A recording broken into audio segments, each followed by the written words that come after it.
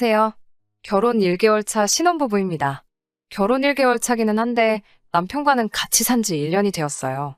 남편하고만 같이 산 게 아니라 시부모님과 함께 남편 집에서 1년을 살다가 이번에 탈출했습니다. 유튜브에서 짠돌이 남편 사연 듣다가 제 이야기도 남다른 사연이라는 생각이 들어서 이렇게 사연 한번 적어봤습니다. 제 사연 들어주시고 남일이 아니라 자기 이야기다 생각하시고 화끈하게 욕이나 한마디 보태주세요.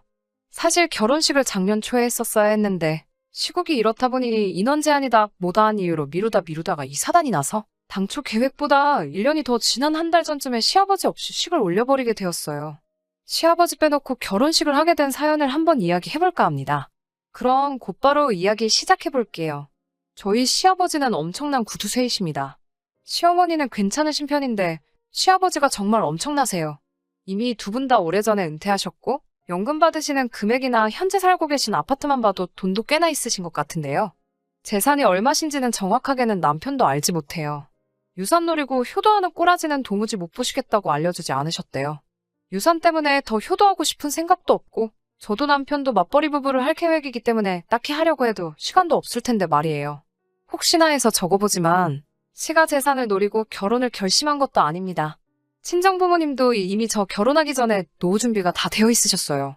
남편이 대기업을 다니고 있긴 한데 저도 남편 정도는 아니지만 나름 튼튼한 회사에 다니고 있고 입사 4년 차에 현재 과장 타이틀 달고 있습니다.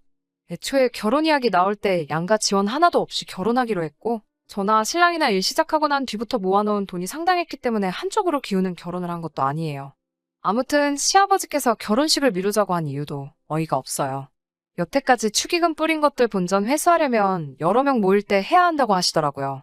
제가 요즘은 인원 제한 때문에 상황을 다들 이해하기 때문에 계좌로 축의금을 전달하는 게 일반적이라는 말씀을 드렸는데도 그 자식들 어떻게 믿고 안 보내면 그만인데 손해보면 제가 책임질 거냐면서 인원 제한 풀릴 때까지 굳이 날짜를 미루자고 하시더라고요.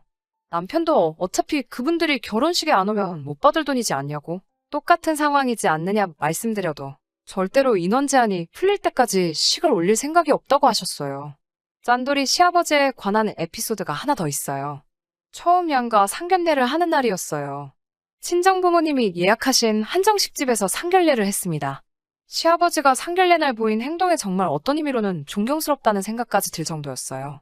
식전 음식으로 전복죽이 나왔는데 이미 전복죽이 나온 상황부터 음식에 손을 하나도 안 대시고 계셨어요.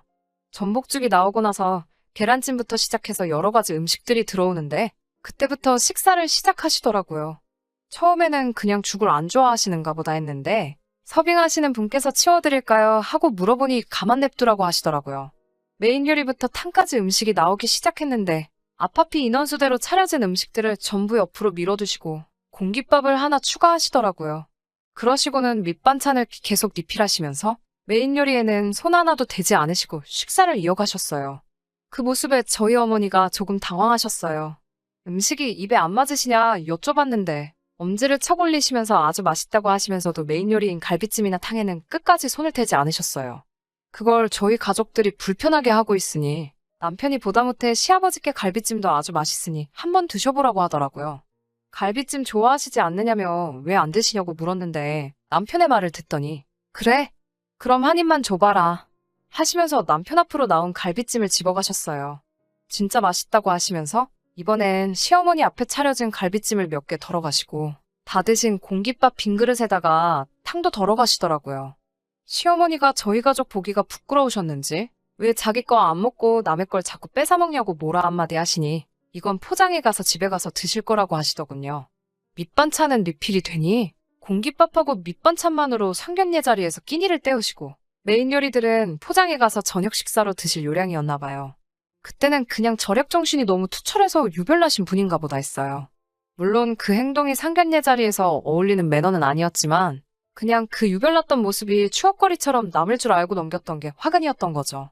아무튼 본의 아니게 결혼식이 미뤄지다 보니까 또 다른 고민이 생기더라고요. 집값이 하루가 다르게 오르는 게 너무 큰 걱정이었어요. 서울 아파트 값은 오늘이 제일 싸다는 말이 있잖아요. 양가에 문제가 있어서 결혼이 미뤄지는 것도 아니고 축의금 얼마 더 받기 위해서 결혼을 미룬다는 게 오르는 집값을 생각해보면 더 큰 손해라는 생각이 들었어요. 당시에 저랑 남편이 모은 돈을 합치면 2억 5천 정도 되었는데 2억 정도만 더 대출을 받으면 작은 평수의 구축이지만 그래도 원하던 지역에 아파트를 구할 수 있었어요. 그런데 시아버지가 신혼집을 미리 구하는 걸 반대를 하시게 됩니다. 양가 지원 없이 결혼하기로 이미 정해져 있었는데 대출을 받는 게 집안의 수치라고 하시면서 만약 대출을 받을 경우에는 절대로 이 결혼을 허락하지 않으시겠다고 엄포를 놓으셨어요. 불편함을 조금만 감내한다면 대출 없이 집을 충분히 구할 수 있다고 하시며 요즘 젊은이들은 끈기가 없는 게 문제라고 하시더군요. 자기는 일평생을 빚 없이 지내왔다고 이자로 버리는 돈이 세상에서 제일 아까운 게 아니냐며 저희가 신혼집을 구하는 걸 엄청나게 반대하셨어요. 대출 받는 게 은행만 좋은 거지 누구 좋으라고 하는 건지 모르겠다는 말도 안 되는 논리를 펼치셨어요. 신도시 쪽 아파트도 생각해봤는데 출퇴근거리나 그런 걸 생각해보면 아무래도 더 손해겠더라고요.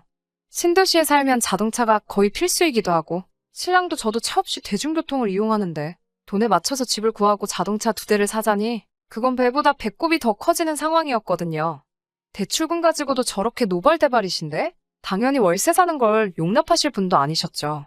그래서 출퇴근거리를 이유로 상황이 이러하니 대출을 받아야겠다고 남편과 함께 시아버지 허락을 받으러 갔는데 시아버지가 뜬금없이 합가를 제안하셨어요. 결혼 시작부터 시부모님을 모시고 살고 싶은 생각은 없었는데 시아버지도 그 부분에 대해선 생각이 이미 있으셨는지 집만 같이 쓰는 거지 합가를 하는 대신 생활비며 용돈, 공과금 같은 거 단 한 푼도 받을 생각 없으니 들어와서 돈을 모아 살라고 제안을 하시더라고요.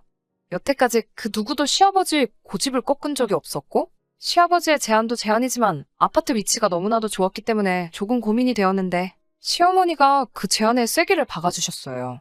시어머니가 시아버지 고집에 한 번만 맞춰주면 저희가 집을 나갈 때쯤에 시어머니가 시아버지 몰래 모아놓은 돈 5천 정도를 주신다고 하시기에 남편의 설득 끝에 결혼식도 아직 올리지 않은 상태로 시부모님과의 동거가 시작되었습니다.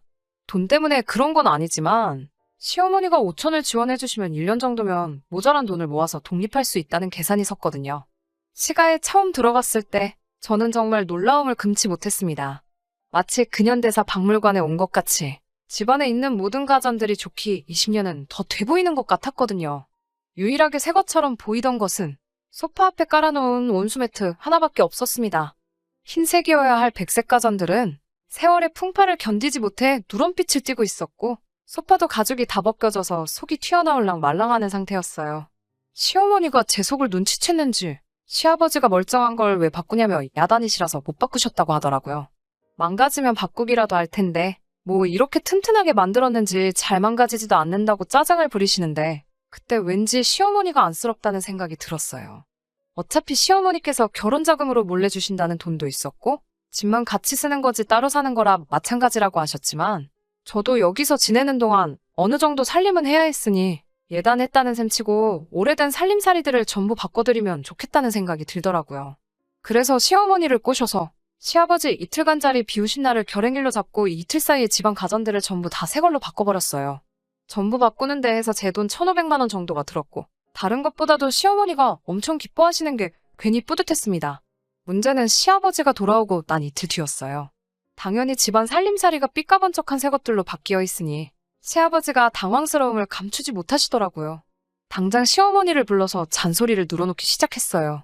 시어머니는 저를 감싸주시려고 노력은 하셨지만 시아버지 고집을 결국 꺾지 못하셨습니다.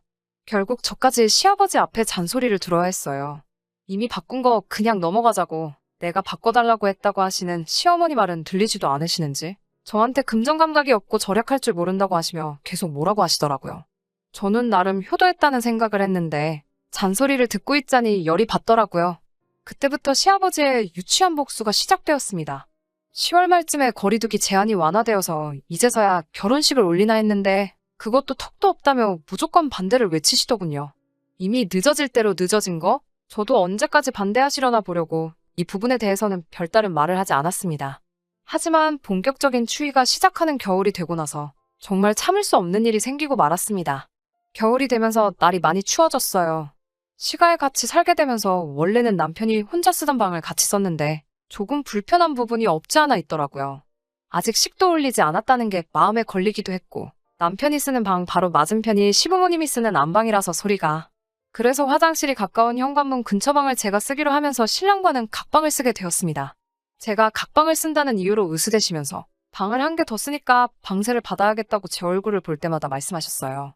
물론 실제로 받지는 않으셨지만 그것만으로도 스트레스가 이만저만이 아니었습니다. 본격적인 추위가 시작된 11월 말에 사건이 터져버렸습니다. 아침에 일어났는데 몸이 으슬으슬 춥고 방에 냉기가 한가득이더라고요. 베란다가 딸려있는 방이라 우풍이 심한가 싶어서 그냥 넘어갔는데 전에 없던 추위에 정말 요즘 같은 시국에 곧불이라도 걸리겠다 싶더라고요. 보일러는 낮 동안에는 단 1분도 틀어놓지 않는데 자기 전에는 아버님이 전체적으로 다 켜주셨거든요. 분명히 아버님이 보일러를 트는 것까지 제가 확인했는데도 유독 제가 쓰는 방만 계속해서 바닥이 차갑고 그렇게 추웠어요. 하루는 일부러 낮 동안 몰래 보일러를 틀어놓고 바닥이 뜨거워지는 것까지 확인하고 꺼놨습니다. 그리고 그날 저녁에 아버님이 다시 방마다 보일러를 켜주시는 것까지 확인했어요. 하지만 쎄한 느낌이 들어서 불 끄고 침대에 누워서 잠을 안 자고 잠복을 하고 있었습니다. 새벽 2시가 되니 방문이 열리는 소리가 나더라고요. 남편이 화장실에 가는 걸 수도 있겠다 싶어서 인기척이 사라질 때까지 기다렸다가 몰래 밖으로 나와봤어요. 예상한 대로 제 방에 보일러만 꺼져 있더라고요.